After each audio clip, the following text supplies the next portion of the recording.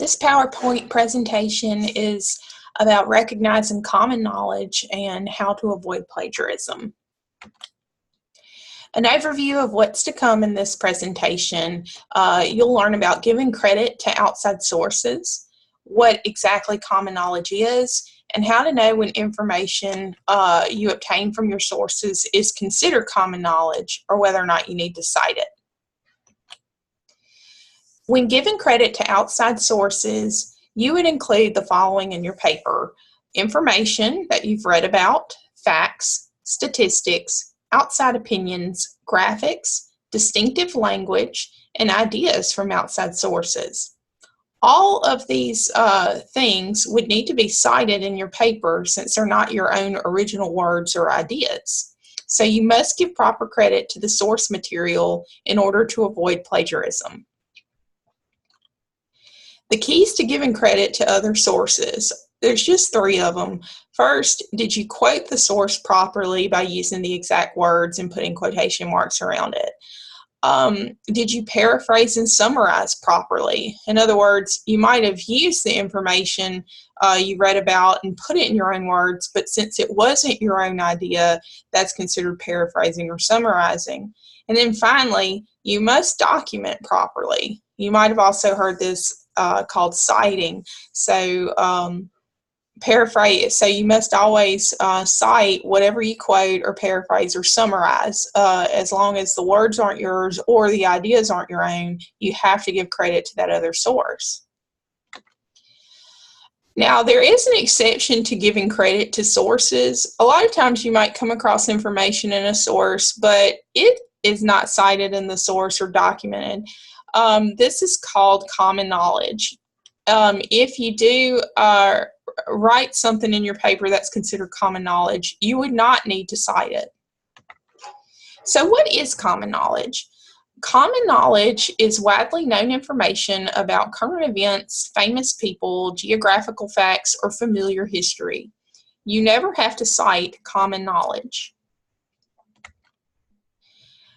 But it can be kind of hard to decide whether something you come across in your reading is common knowledge or not. So if you kind of run into a struggle with determining whether something you're reading is common knowledge, there are 5 questions you want to ask yourself. The first question is this information that you would know or that you would expect others to know without having to look it up? Some examples of this sort of idea that answers this question. For one thing, there are 50 states in the United States of America. That's a common fact. That's common knowledge. You wouldn't have to cite that. Ottawa is the capital of Canada. That's also common knowledge. The Renaissance followed the Middle Ages, or dogs and cats are different species. All of these are common knowledge. You would not have to cite in a paper. Another question to ask yourself if you're not sure whether something's common knowledge or not, perhaps you didn't already know the information yourself, but is the information readily available in many sources without documentation? So say you are writing a paper for history about the Iraq War. You yourself didn't know it began on March 20th, 2003, but you've read several sources and they all confirm that the Iraq War began on March 20th, 2003.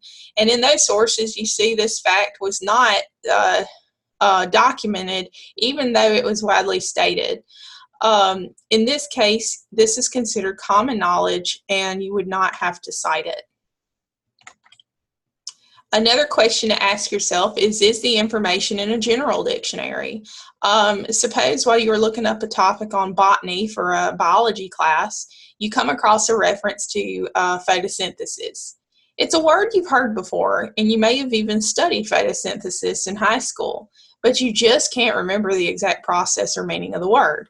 However, a quick peek in the dictionary would refresh your memory. If you come across this process, if you come across a word or a term, and it's something that can easily be looked up in a general dictionary, it's common knowledge and it would not need to be cited. The other thing to ask yourself is it a common saying or expression? For example, traditional savings that you hear over and over again, like a penny saved is a penny earned, would not need to be cited. even nursery rhymes like Little Miss Muffet sat on a tuffet, and other widely known expressions like keep on keeping on or something like that. These are all common knowledge, and it's nothing you would have to quote somebody as saying. You could just use it. But this one's kind of tricky too, because though a lot of common sayings need not be documented, there are a lot of sayings you already know by heart, such as maybe quotes from the Bible or quotes from Shakespeare. Even though these are maybe you know some biblical references by heart, you've heard them all your life, or maybe you've heard some famous Shakespeare quotes like "to be or not to be." That is the question. Because these are quotes from actual works, quotes from these such works would really need to be cited, even if you've heard them all your life. So question 4 can be tricky. Is it a common saying that I've heard all my life or something like that? Well, most of the time you wouldn't have to cite it, but biblical quotes, Shakespeare quotes, you would. The last question you would ask yourself is this widely known information about authorship or creation? So, for example, it's common knowledge that Shakespeare wrote King Lear.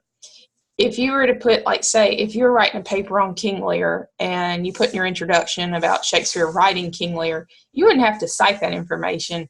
It's already common knowledge that he did. Or if you're writing a scientific paper on the laws of gravity and you wanted to say that Sir Isaac Newton discovered the laws of gravity, which is a question about creation, you would need to cite that information as well, because it's widely known and it's widely known already. It's common knowledge.